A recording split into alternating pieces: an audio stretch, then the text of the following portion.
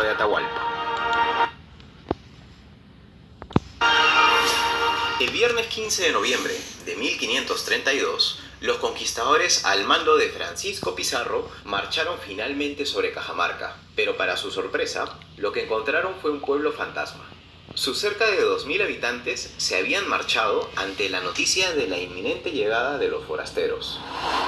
Después de alguna deliberación, el contingente español decidió asentarse en la plaza del pueblo, la cual brindaba una excelente posición defensiva al encontrarse rodeada completamente de muros y edificios, contando con tan solo 2 vías de acceso o salida.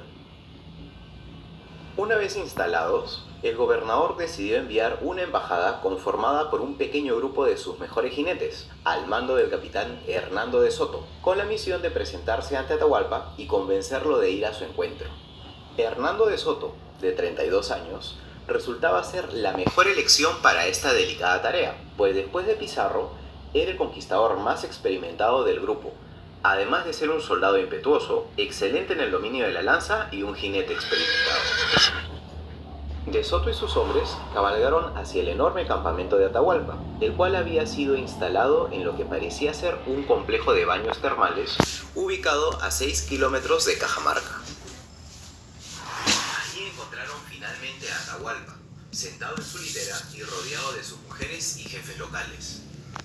De Soto cabalgó tan cerca del Inca que la respiración de su caballo agitó las plumas de la mascaripacha. Sin duda estos españoles sabían cómo caer pesados. En el mundo andino existían reglas de comportamiento y estos españoles las habían roto todas. Para comenzar, los jefes nunca miraban directamente al Inca y debían mostrar gran deferencia y respeto en su presencia, pero los españoles seguían montados en sus caballos y hablaban con insolencia y altanería. Para Atahualpa, estos forasteros no eran diferentes a cualquiera de los bárbaros a los que se había enfrentado su padre, motivo por el cual ni se tomó la molestia de levantar la mirada para conocer a su interlocutor. Con ayuda de Martinillo, De Soto inició su presentación, indicándole al Inca que venía en nombre de Carlos V, rey de España y emperador de los romanos, y del Papa, representante de Dios en la tierra, a propagar la fe católica y en propósito de paz perpetua. De Soto asumía que sus palabras habían sido correctamente traducidas. Sin embargo, Martinillo era un indio joven de orígenes muy humildes, para quien el quechua no era siquiera su lengua materna, mientras que solo había aprendido a hablar y entender el español escuchando a los conquistadores. Además, no había recibido instrucción alguna que le permitiera entender y dar a entender los misterios y complejidades de la religión católica. Después de un largo silencio, uno de los jefes le informó a De Soto que Atahualpa se encontraba terminando un ayuno ceremonial y que se encontraba indispuesto, por lo que no recibiría visitantes.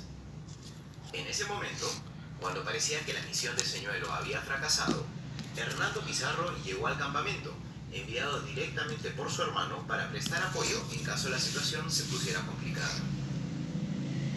Hernando Pizarro le informó a Atahualpa que su hermano, el gobernador Francisco Pizarro, lo había invitado a visitarlo y que él lo consideraba un amigo.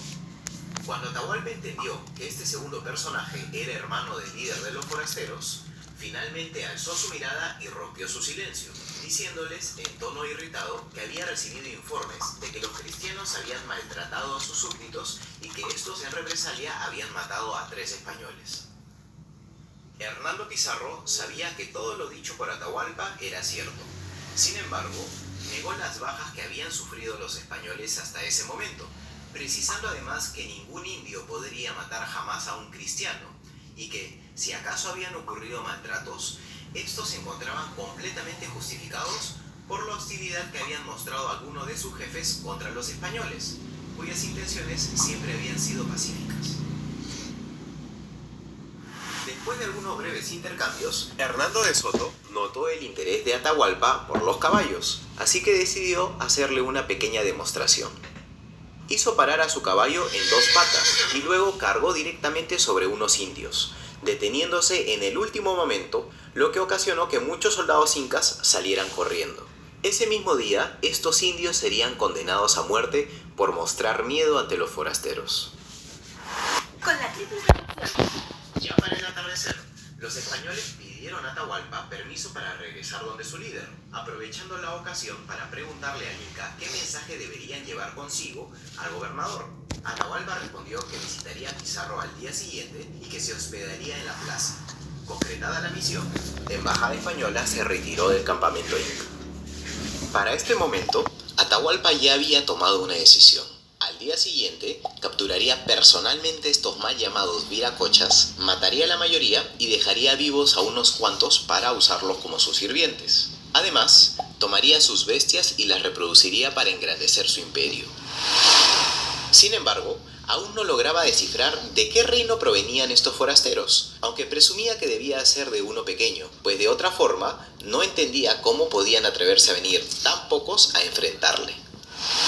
En cambio, su general Rumiñahui abogó por una estrategia más cauta, recomendándole al Inca ordenar un ataque inmediato sobre los españoles sin la necesidad de que éste tuviera que exponerse personalmente.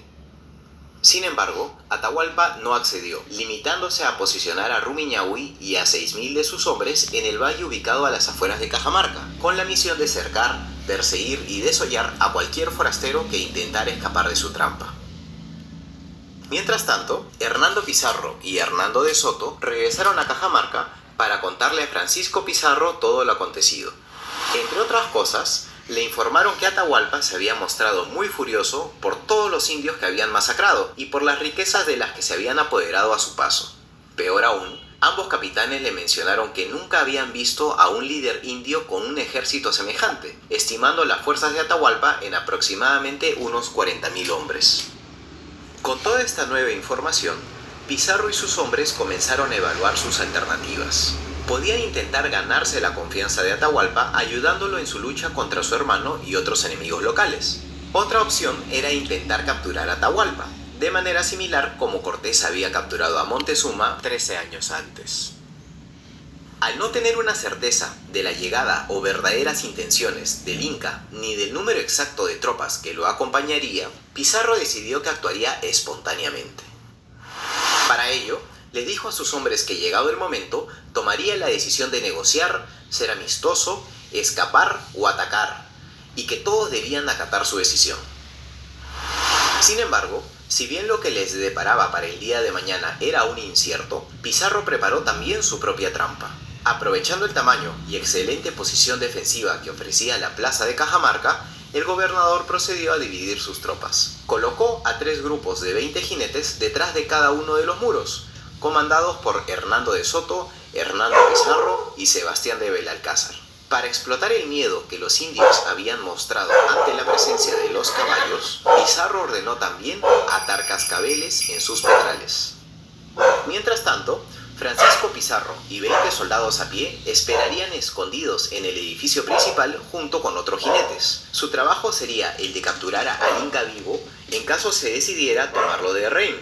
Finalmente, en el otro extremo de la plaza se encontraba oculto Pedro de Candia, su capitán de artillería, junto con sus 4 cañones, 9 arquebuceros y el resto de la infantería.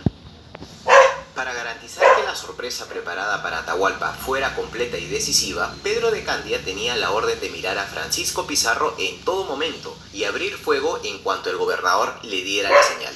Como todos los estarían escondidos y no serían capaces de observar lo que ocurriría en la plaza, el fuego de la artillería marcaría la señal inequívoca para el ataque. Con la trampa preparada, la noche del 15 de noviembre, los españoles se reunieron alrededor de la plaza para montar guardia y rezar. El fraile Vicente de Valverde escuchó sus confesiones y oró junto con ellos, mientras que el gobernador Francisco Pizarro los alentó a tener fe y confiar en la voluntad y favor de Dios. Sabiendo que para este momento ya no había posibilidad de dar marcha atrás, los conquistadores se mentalizaron para luchar, conscientes de que muy probablemente sería la última vez. Acompáñanos en el episodio para... Muchas gracias por ver el último episodio, el tercer episodio de este documental. Nos veremos muy pronto.